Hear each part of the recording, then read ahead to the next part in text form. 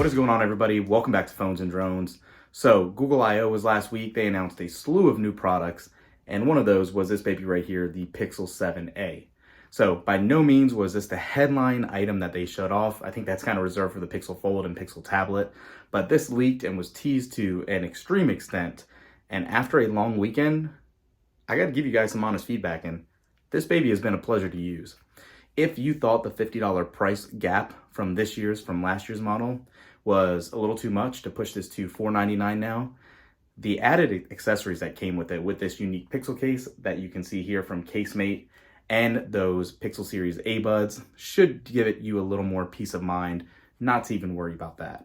The phone itself, with all of the improvements internally and externally, really make this baby, it really fights above its weight class like all A series does, but the A series Google took to a new level this year.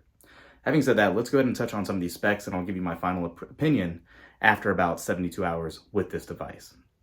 So first things first, what you can see is that they actually have a 6.1-inch 1080p display on this.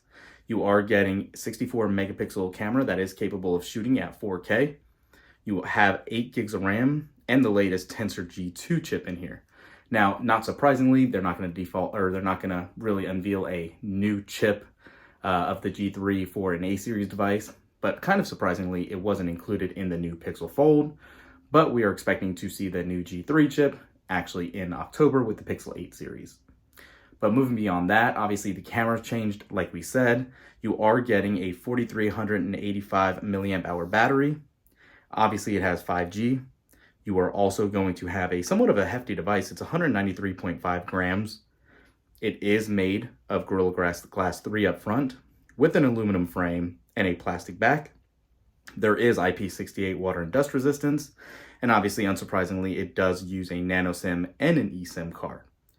The display, even though there are quite a bit of bezels on this baby, is an OLED display, and it does work with HDR, and it is actually a 90 Hz refresh rate. So this is a substantial difference off the bat in comparison to last year's 6A. There was 60 Hz locked in the display. Now you're getting 90 with this baby, and that alone makes this device a little more of an easy choice to make in this price category. Beyond that, kind of like what we were saying as well, you do have that 1080p display. The actual resolution is 1080 by 2400 pixels. It gives you about a 429 ppi density, and it does look pretty good in bright daylight. Unfortunately, it does not get super bright, but it is not bad by any means. Having said all that too, obviously it's a one and done with storage. It's 128 gigs with those 8 gigs of RAM, but it is UFS 3.1 storage at least, so that will help. Building off that, like we talked about with the cameras, you are getting a 64 megapixel primary shooter. You're going to have that at an f1.9. You are also going to have the dual pixel phase detection autofocus with OIS in that same lens. And then the other camera of this dual camera setup is a 13 megapixel f2.2 ultra wide lens. Again, same thing, pixel shift, auto HDR, panoramic cameras, dual flash. It's all there as you would assume. The front camera, the selfie shooter, is actually a 13 megapixel f2.2 ultra wide lens. You can shoot 4K at 30 frames per second on that, so at least you do have that to use if you'd like.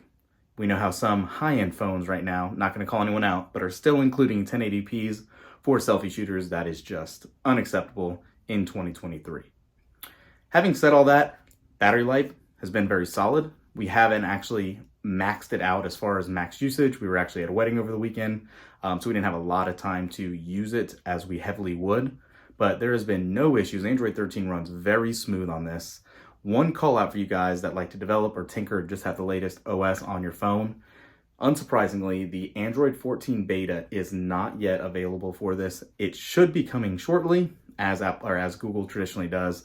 It's just not available right off the bat at launch for this device. The screen has been pretty in daylight. When it's in direct sun, it does get washed out. Just got to let you know that. However, everything else works very well. If it's cloudy out, you can see it without any issues. So even though it's not the brightest display, it does work extremely, extremely well.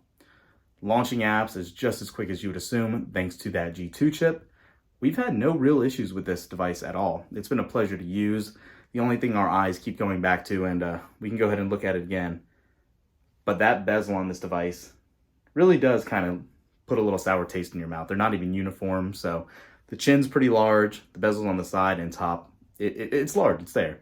But again, can't be too picky at $500, which gets you a $100 pair of headphones and another $25 case. But just wanted to let you know, that's kind of our experience.